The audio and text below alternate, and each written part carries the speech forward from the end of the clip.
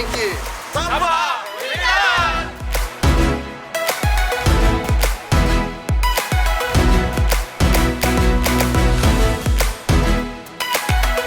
It's a really good transfer knowledge from Gabriel to the students.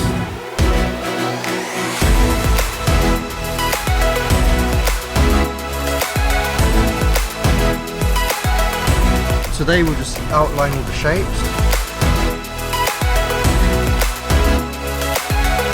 Before this, it was a white wall.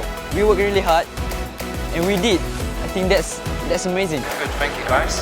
It's been a pleasure. KL apa? Berikan!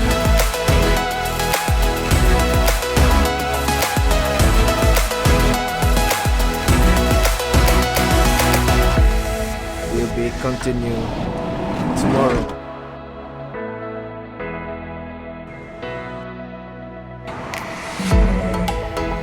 Polaris Putra! Berikan!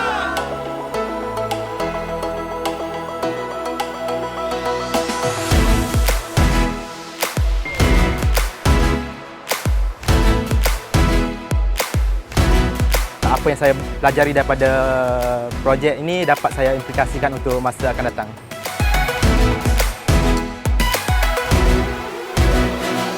Betapa seni ini mengangkat kita punya budaya dan juga peranan mengangkat kita punya identiti.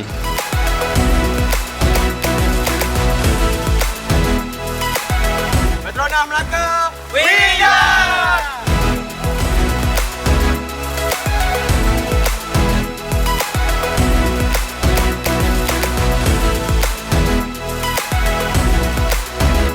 Ini lokasi yang ke-6, lokasi di Pekan Pahang. Membuat lukisan ini, membuat lukisan yang agak besar.